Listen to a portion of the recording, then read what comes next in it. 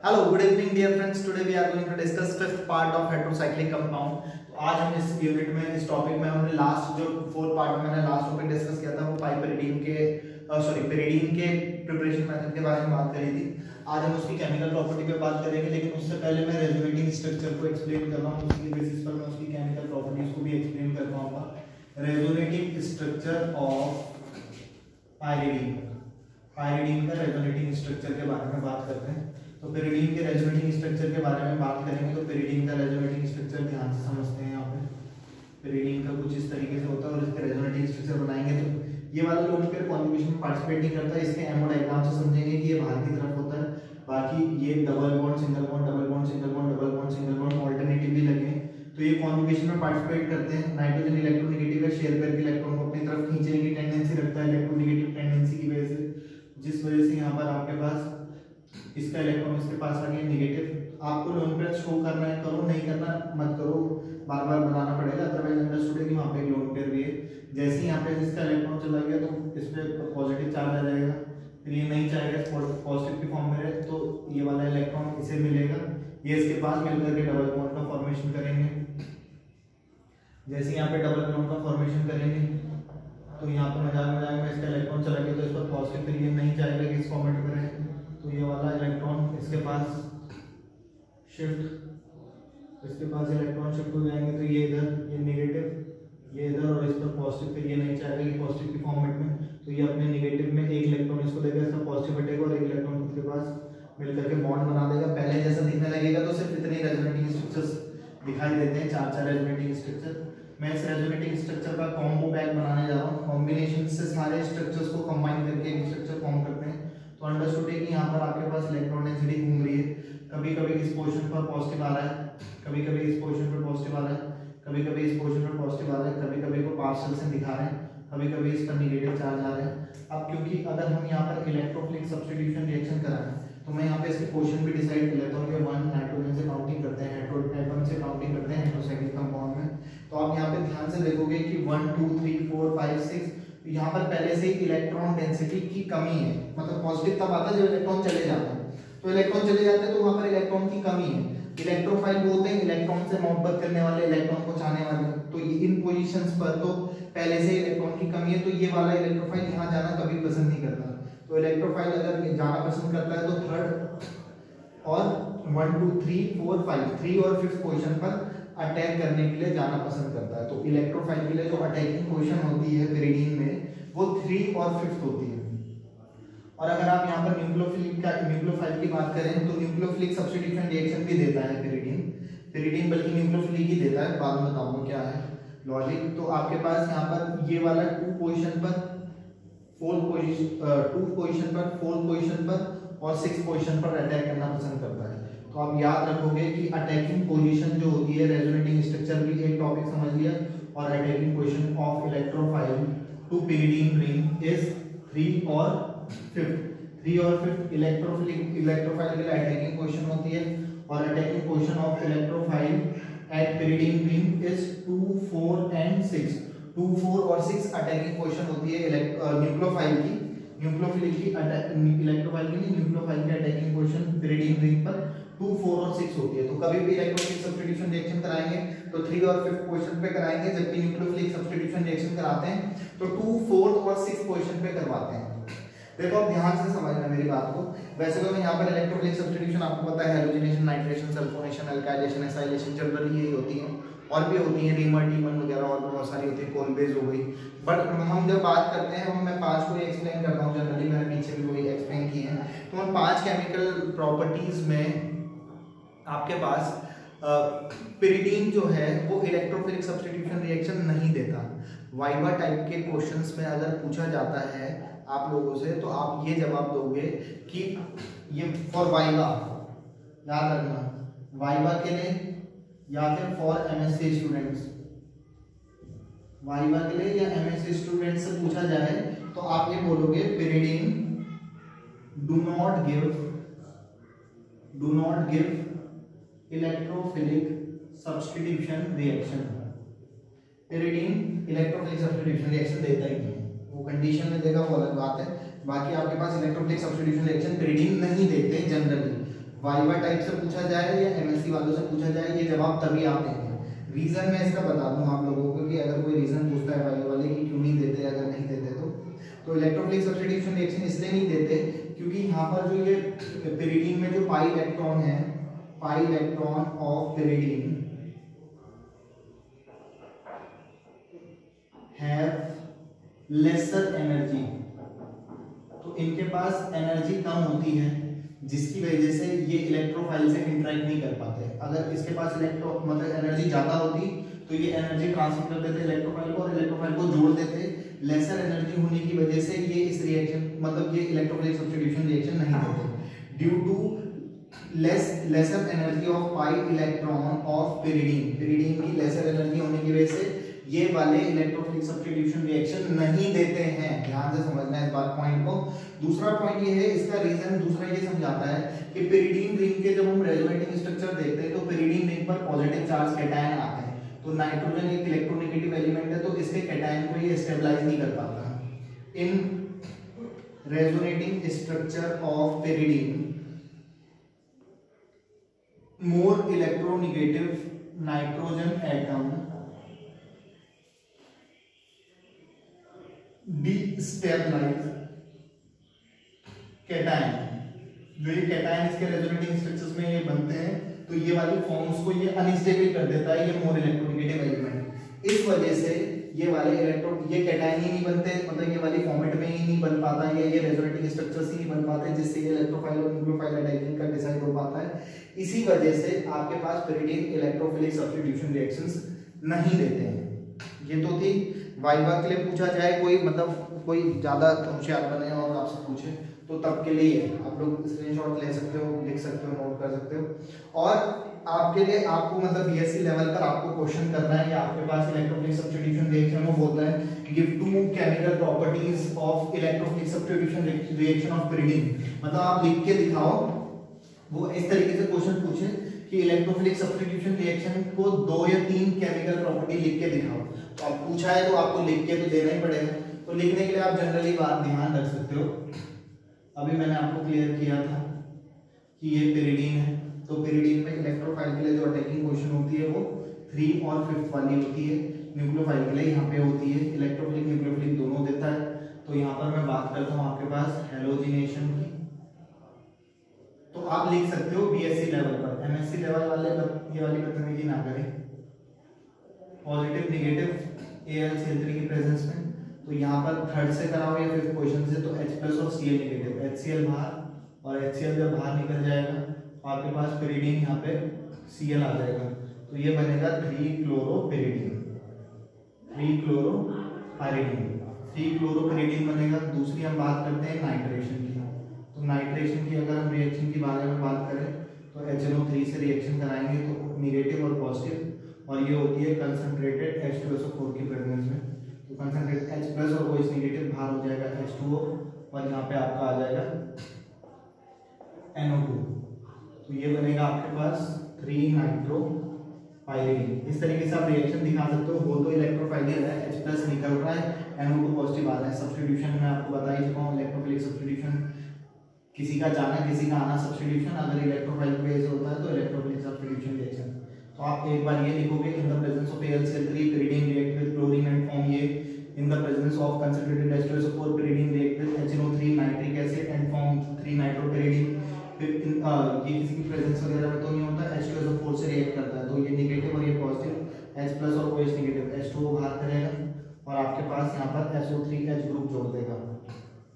तो SO3H group ज़्यादा बड़ा ग्रुप होता है तो इसका नाम pyridine 3-सल्फोनिक एसिड कहते हैं, सल्फोनिक एसिड कहते हैं। आप इस तरीके से ये रिएक्शन दिखा सकते हो बीएससी लेवल पर अगर रिएक्शन लिखने के लिए आए। बाकी वाइवा या एमएससी के लिए कुछ पूछा जाए तो मैं आपको बता चुका हूँ कि क्या करना होता है।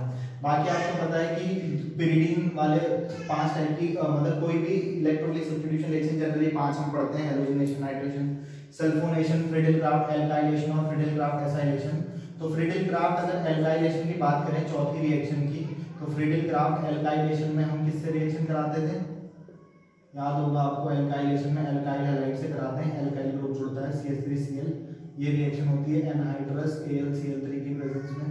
तो कराते हैं तो यहाँ पर से H प्लस और Cl HCl बाहर निकलता है और आपका ये होना चाहिए था, ध्यान से समझना, इस तरीके से CH3 जुड़ जाना चाहिए था, लेकिन ये रिएक्शन इस तरीके से नहीं होती। तो फ्रीडिल क्राफ्ट एल्काइलेशन ये नहीं देते हैं। क्यों नहीं देते हैं? क्योंकि जब हम इसके रिएक्शन कराते हैं यहाँ पर तो ये होता है एनहाइड्रस Cl3 लुईस एसिड। तो लुईस एसिड की प्रेजेंस में जब ये रिएक्शन कराई जाती है तो इसके पास हमें पता है लोन पेयर इलेक्ट्रॉन होता है, ये बेस की तरह बिहेव करता है और इसका लोन पेयर फ्री रहता है, बहुत ज्यादा बेसिक नेचर का होता है। अगर कॉन्जुगेशन में पार्टिसिपेट करता है तो उतना फ्री नहीं रहता देने के लिए, लेकिन यहाँ पे बाहर की तरफ रहता है तो लोन पेयर फ्री रहता है ताकि वो इजीली डोनेट कर सके। तो ये अपने लोन पेयर बेस इस लुईस एसिड, क्योंकि इसके आउटरमोस्ट में 6 इलेक्ट्रॉन होते हैं, लुईस एसिड की तरह बिहेव करता है, तो एसिड बेस मिलकर के सॉल्ट बना देता है। अब आप कहोगे कि रिएक्शन तो दे रहा है तो मैं मना क्यों कर रहा हूँ, फ्रीडिल क्राफ्ट एल्काइलेशन नहीं देता, क्योंकि एल्काइलेशन का मतलब होता है एल्काइल ग्रुप का जुड़ जाना, एल्काइलेशन है, एसाइल ग्रुप का जुड़ जाना एसाइलेशन है, लेकिन यहाँ पर एल्काइल ग्रुप जुड़ा ही नहीं। तो ये रिएक्शन तो भी कुछ और बन गया वो अलग बात है, लेकिन सॉल्ट बन गया आपके पास एसिड और बेस मिलकर के। लेकिन फ्रीडिल क्राफ्ट वाली रिएक्शन एसाइलेशन एल्काइलेशन या एल्काइल ग्रुप नहीं जुड़ा है, तो इसलिए फ्रीडिल क्राफ्ट एल्काइलेशन नहीं देते। फ्रीडिल क्राफ्ट एसाइलेशन की बात करूं तो वो भी हमें पता है कि हम CH3COCl से कराते हैं और ये भी कराते हैं एनहाइड्रस AlCl3 की प्रेजेंस में। तो यहाँ पर भी सेम टू सेम वही होता है कि ये पॉजिटिव नेगेटिव में टूटना चाहिए था, एसाइल जुड़ना चाहिए था, बट ऐसा कुछ नहीं होता क्योंकि आपके पास ये लोन पेयर बहुत ज़्यादा बेसिक नेचर का होता है और यहाँ पर एसिड से रिएक्ट करके सॉल्ट का फॉर्मेशन कर देता है। तो एसिड बेस मिल करके सॉल्ट बनाते हैं। यहाँ पर भी आप ये काम कर सकते हो कि यहाँ पे AlCl3 मत लेना, तभी जा करके वो फॉर्म हो पाएगा, अदरवाइज पॉसिबल नहीं है। तो आपके पास पहली बार मैं बोल चुका हूँ कि पहली बात तो pyridine इलेक्ट्रोफिलिक देते ही नहीं, लेकिन अगर आपसे क्वेश्चन पूछा जाता है कि इसकी 3 केमिकल प्रॉपर्टी लिखो इलेक्ट्रोफिलिक वाली, तो तब आप इस तरीके से नोट कर सकते हो। बाकी फ्रीडिल क्राफ्ट वाली रिएक्शन नहीं देते हैं क्योंकि एल्काइलेशन एसाइलेशन नहीं हुआ है। ये कुछ कुछ बन गए हैं वो अलग बात है कि कुछ सॉल्ट्स बने, लेकिन एल्काइल जुड़ता तब एल्काइलेशन होता, एसाइल ग्रुप जुड़ता तब एसाइलेशन होता, जो कि बिल्कुल भी यहाँ पे ऐसा कुछ नहीं हुआ है। अब हम बात करते हैं pyridine वाले जो होते हैं वो आपके पास आपका एक रिएक्शन और देते हैं। केमिकल प्रॉपर्टी में मैं बात करता हूँ, आपके पास 5 प्रॉपर्टी में बता चुका हूँ। छठी वाली केमिकल प्रॉपर्टी की बात करूँ तो रिडक्शन की, तो निकिल वगैरह कैटलिस्ट की प्रेजेंस में ये क्या करते हैं, लैंग्वेज लिख लेना, in the presence of nickel palladium या प्लेटिनम कैटलिस्ट, पैलेडियम या प्लेटिनम ये बॉन्ड तोड़ने का काम करता है। 3 बॉन्ड है, आपने रिडक्शन कराया, हाइड्रोजन से रिएक्शन करा दी निकिल पैलेडियम या प्लेटिनम की प्रेजेंस में, तो बॉन्ड टूटा, दोनों की एक वैलेंसी खुली, एक H से एक H से एक H से एक H से एक H से एक H से, सबको एक एक H मिल जाएंगे, सबके पास H आ जाएगा। अंडरस्टूड है, आपको दिखाने की जरूरत नहीं है, सबके पास H आ जाएंगे, तो इस तरीके का कंपाउंड बनेगा, दैट इज कॉल्ड पाइपेरिडीन। जब हम प्रिपरेशन मेथड भी पढ़ रहे थे तो भी पाइपेरिडीन से भी हमने फॉर्मेशन किया था, डिहाइड्रोजिनेशन कराया और हाइड्रोजिनेशन करा करके फिर से पाइपेरिडीन का फॉर्मेशन कर सकते हैं। तो एक रिएक्शन ये हो गई। अब मैं बात करता हूँ इसकी न्यूक्लियोफिलिक सब्स्टिट्यूशन रिएक्शन पर, क्योंकि जितने भी pyridine वाले होते हैं जनरली वो न्यूक्लियोफिलिक सब्स्टिट्यूशन रिएक्शन शो करते हैं। तो न्यूक्लियोफिलिक वाली हमने कभी और 5 नंबर वालों के लिए नहीं पढ़ी, क्योंकि एरोमेटिक वाले जनरली इलेक्ट्रोफिलिक देते हैं, लेकिन ये न्यूक्लियोफिलिक देते हैं, उसको हम एक्सप्लेन करते हैं। अब हम बात करते हैं nucleophilic substitution reaction, chemical property है pyridine की, nucleophilic substitution reaction of pyridine या पाइरिडीन भी बोल देते हैं अंग्रेजी लोग। तो pyridine की हम केमिकल प्रॉपर्टीज के बारे में बात कर रहे हैं, जिसमें न्यूक्लियोफिलिक सब्स्टिट्यूशन की बात कर रहे हैं। तो न्यूक्लियोफिलिक सब्स्टिट्यूशन रिएक्शन में क्या क्या होता है, देखो पहला मैं बात करता हूँ, आपके पास एक बहुत नेमिंग रिएक्शन है चीची-बेबिन रिएक्शन, चीची-बेबिन रिएक्शन। तो जब pyridine की रिएक्शन सोडा एमाइड के साथ कराई जाती है, सोडा अमाइड से कहते हैं NaNH2O, तो ये टूटता है Na पॉजिटिव और NH2 नेगेटिव।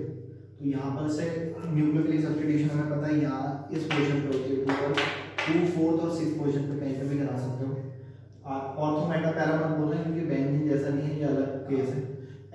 H नेगेटिव की फॉर्मेट में निकलता है यहाँ से, और यहाँ पे से Na पॉजिटिव और H नेगेटिव सोडियम हाइड्राइड बाहर निकालता है, और आपके पास NH2 नेगेटिव वाला, जो नेगेटिव वालों को न्यूक्लियोफाइल कहते हैं, न्यूक्लियोफाइल यहाँ जुड़ जाता है। तो यहाँ पे बनेगा आपका 2 अमाइनो पाइरिडीन, तो 2 अमीनो pyridine का फॉर्मेशन होता है। दूसरी हम बात करते हैं रिएक्शन विद बुल्ली, बुल्ली के साथ रिएक्शन कराते हैं ब्यूटाइल लिथियम के साथ। तो ब्यूटाइल लिथियम के साथ अगर हम इसकी रिएक्शन कराते हैं तो ये आपका pyridine है, negative positive H negative Li positive H negative LiH lithium hydride बाहर, और आपके पास पेरिडीन है, और यहाँ पर से ये और यहाँ पर आपके पास कौन जुड़ जाएगा, BU का मतलब ब्यूटाइल है, C4H9। तीसरी केमिकल प्रॉपर्टी में बात कर रहा हूँ मैं, रिएक्शन विद फिनाइल लिथियम से करा दें। ब्यूटाइल ग्रुप की जगह फिनाइल बोले तो बेंजीन C6H5 वाला है। अब आप यहाँ पर इसकी रिएक्शन कराते हैं तो ये आपका फिनाइल लिथियम से करा रहे हैं, तो यहाँ पे से ये निकलेगा H नेगेटिव और आपके पास Li positive H negative LiH।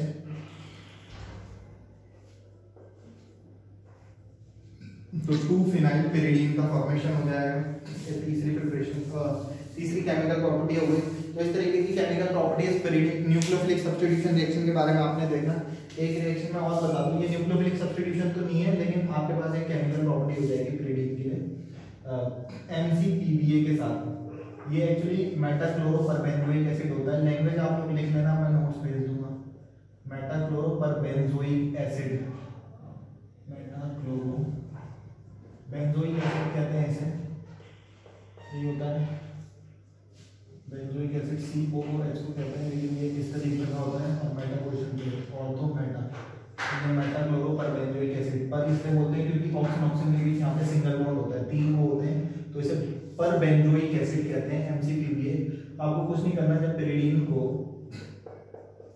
परबेंजो MCPBA की प्रेजेंस में मेटाक्लोरोपरबेंजोइक एसिड की प्रेजेंस में हीट अप किया जाता है, तो यहाँ का एक ऑक्सीजन बॉन्ड टूटता है और ऑक्सीजन इसके ऑक्सीडाइज कर देता है, ऑक्सीजन का जुड़ना ऑक्सीडेशन।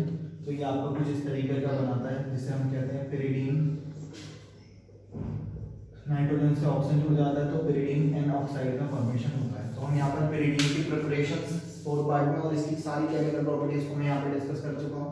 मैं अभी आपको इसकी रेजोनेटिंग स्ट्रक्चर भी एक्सप्लेन कर चुका हूँ, और मैं इसके एमओ स्ट्रक्चर के बारे में आपको थोड़ा सा डिस्कस कर रहा हूँ। पेरिडीन के एमओ डायग्राम पे बात करते हैं। एमओ डायग्राम ऑफ पेरिडीन का स्ट्रक्चर कुछ इस तरीके का होता है, सबको पता है। और हम इसके बात करते हैं, हमें यहाँ पर ध्यान से देखेंगे तो यहाँ पे 2 और 6 वाले एक जैसे एनवायरनमेंट के कार्बन है। इनका क्योंकि ये दोनों नाइट्रोजन से डायरेक्टली कनेक्टेड है, ये वाले डायरेक्टली नाइट्रोजन से कनेक्टेड नहीं, इनका नेचर या इनका एनवायरनमेंट इससे अलग है। तो यहाँ पे 3 टाइप के मेनली कार्बन है, 2 और 6 एक जैसे वाले, 3 और 5 एक जैसे वाले, और 4th वाले एक जैसे वाले, एक टाइप के। तो ये वाले एक जैसे, ये वाले एक जैसे, और ये 3 टाइप के इक्विवेलेंट प्रोटॉन्स बोला जाता है, मतलब इक्विवेलेंट बोले जाते हैं। बाकी आप ऐसे समझो कि ये 2 एक, ये 2 एक और 1 ही। तो 2 और 6 पर मैं आपको हाइब्रिडाइजेशन एक्सप्लेन कर रहा हूँ। तो 1s2 होता है, 2s2 होता है। कार्बन के इस हिसाब से 2 अनपेयर्ड है तो कार्बन की वैलेंसी 2 हो जाएगी, लेकिन कार्बन नॉर्मल रूम टेम्परेचर पर भी एक्साइटेड स्टेट में रहता है, तो एक इलेक्ट्रॉन यहाँ एक्साइड हो जाएगा। मैंने 5 मेंबर्ड ऑर्बिटल में भी एक्सप्लेन किया था ये चीजें, और ये यहाँ एक्साइड हो जाएगा, तो ये इस तरीके का यहाँ पे अनपेयर्ड आ जाएगा। अब अगर 2 और 6 वाले कार्बन की मैं बात करूँ तो ये वाला जो कार्बन है, एक तो हाइड्रोजन से जुड़ा है, यहाँ पे अंडरस्टूड है कि यहाँ एक हाइड्रोजन है, एक कार्बन से सिग्मा बॉन्ड के थ्रू जुड़ा है, एक हाइड्रोजन के साथ सिग्मा, कार्बन के साथ सिग्मा, नाइट्रोजन के साथ सिग्मा, और नाइट्रोजन के साथ ही पाई, नाइट्रोजन के साथ सिग्मा और नाइट्रोजन के साथ पाई बॉन्ड। तो पाई बॉन्ड हाइब्रिडेशन में पार्टिसिपेट नहीं करते, तो हाइब्रिडाइजेशन आया sp2 आया। तो ये sp2 है, जिसके पास आपको पता है कि pz ऑर्बिटल में 2 इलेक्ट्रॉन है, वो भी दिख रहे होंगे आपके पास। जो हाइब्रिडाइजेशन में पार्टिसिपेट नहीं करते, इस pz ऑर्बिटल को अनहाइब्रिड ऑर्बिटल कह सकते हैं, और ये हाइब्रिडाइजेशन में पार्टिसिपेट कर रही है 3 ऑर्बिटल, तो इन्हें आप हाइब्रिडाइज ऑर्बिटल भी कह सकते हो। सिमिलरली यहाँ पर हमने नाइट्रोजन के हाइब्रिडाइजेशन में बात करी है, 2s2 2p3 7 एटॉमिक नंबर होता है इस तरीके का इलेक्ट्रॉनिक कॉन्फ़िगरेशन। 2s में 2 है, 2p में 3 है। अब नाइट्रोजन को देखो तो एक कार्बन के साथ सिग्मा दिख रहा है, सिग्मा, दूसरे कार्बन के साथ सिग्मा, ये सिग्मा बॉन्ड बनाया शेयरिंग करके, और एक पाई बॉन्ड बनाया। तो ये आपने यहाँ पे से एक इलेक्ट्रॉन इसको दिया, तो पाई बॉन्ड इसने इसके साथ शेयरिंग कर दी। इसके पास भी एक pz ऑर्बिटल है, जिसके पास 2 इलेक्ट्रॉन है, तो sp2 हाइब्रिडाइजेशन है। सिमिलरली 3, 5th और 4th पोजीशन पे भी इस तरीके से दिखा देंगे। तो आपको पता है कि पेरिडियम का स्ट्रक्चर कुछ इस तरीके से होता है। तो अनहाइब्रिड ऑर्बिटल है, जो कि pz ऑर्बिटल है, यहाँ पे नाइट्रोजन है एक जगह पर, और बाकी सब जगह कार्बन एटम है। यहाँ पर जब नाइट्रोजन एटम है तो इसके पास एक pz ऑर्बिटल है, pz ऑर्बिटल कुछ इस तरीके से होती है, सबको पता है। और इसके पास भी एक pz ऑर्बिटल है, नाइट्रोजन के पास अगर हम बात करें, नाइट्रोजन वाला ये है pz ऑर्बिटल, इसके पास भी यहाँ पर भी 2 इलेक्ट्रॉन है, लोन पेयर वाले या pz के इलेक्ट्रॉन है, पाई वाले इलेक्ट्रॉन है। और यहाँ पर इसके पास एक s ऑर्बिटल है, जो इस तरीके का स्ट्रक्चर होता है, और इसका लोन पेयर इलेक्ट्रॉन बाहर की तरफ होता है, तो ये कॉन्फ़िगरेशन में पार्टिसिपेट नहीं करता। तो ये साइड वाइज ओवरलैपिंग करके एक पाई बॉन्ड, ये वाले साइड वाइज ओवरलैपिंग करके एक पाई बॉन्ड, और ये वाले साइड वाइज ओवरलैपिंग करके एक पाई बॉन्ड का फॉर्मेशन करते हैं। तो अगर ये मैं बात करूं, जो ये मैंने इस तरीके का आपको डार्क कर देता हूं इनको, ये वाले जो हैं ये आपके पास बोर्ड पर है, बोर्ड पर है मतलब ये बोर्ड पर है, और ये जो ये ऐसे दिखा है एक्चुअली ये लो अबव द प्लेन और बोर्ड के पीछे है, ऐसे ही सब जगह है। तो above the plane electron density और below the plane electron density घूमती है। ये लोन पेयर इलेक्ट्रॉन बाहर की तरफ रहता है, ये इस बोर्ड पर ही रहता है, ये अबव बिलो इस तरीके से नहीं रहता, और ये कॉन्जुगेशन में पार्टिसिपेट नहीं करता, इसलिए ये लोन पेयर फ्री रहता है। और ये वाले पेरिडियम ज्यादा बेसिक नेचर के होते हैं बजाय 5 मेंबर्ड वाले में, क्योंकि हमने देखा था कि 5 मेंबर्ड वाले में ये जो लोन पेयर इलेक्ट्रॉन होता है वो भी कॉन्जुगेशन में पार्टिसिपेट करता है, जबकि यहाँ पर कॉन्जुगेशन में नाइट्रोजन के पीजेड वाले और पीजेड वाले ये 2 इलेक्ट्रॉन पार्टिसिपेट करते हैं, ये वाले लोन पेयर इलेक्ट्रॉन पार्टिसिपेट नहीं करते हैं पेरिडियम के केस में, जबकि वहां पर 5 मेंबर्ड वालों में करते हैं। जब वो वाले करते हैं तो वो वाले लोन पेयर फ्री नहीं रहते, कॉन्जुगेशन में पार्टिसिपेट करते हैं, इसलिए इजीली डोनेशन नहीं कर पाते हैं, इसलिए वो लेस बेसिक होते हैं। और पेरिडियम का लोन पेयर इलेक्ट्रॉन फ्री रहता है, तो ये इजीली सबको अपने लोन पेयर इलेक्ट्रॉन डोनेट कर लेता है और ज़्यादा बेसिक नेचर का हो जाता है। और बेसिक नेचर का हो जाता है तो मैं एक रिएक्शन इसकी और बता दूं कि पेरिडियम भी एसिड से रिएक्शन करके, या आपने देखा होगा कि वो AlCl3 वगैरह वाली रिएक्शन भी देखी होगी आपने, जो फ्रीडल क्राफ्ट वाली रिएक्शंस थी, इसलिए वो बहुत ज़्यादा बेसिक नेचर की वजह से फ्रीडल क्राफ्ट वाली रिएक्शन ना देकर के सॉल्ट का फॉर्मेशन कर लेता है। इससे पहले मैंने एक्सप्लेन किया था, तो ये पॉइंट मैंने आपको काफ़ी कुछ क्लियर कर लिया है, मेरी तरफ से हुआ है। बाकी आपको कोई भी डाउट होता है तो आप लोग कभी भी मुझसे पूछ सकते हैं, और होप आपको ये समझ आएगा। फिलहाल जी लो अपनी ज़िंदगी, नेक्स्ट पार्ट में नेक्स्ट वीडियो में पियेंगे आप लोगों का खून। Have a good day, goodbye, good night, शुभ रात्रि।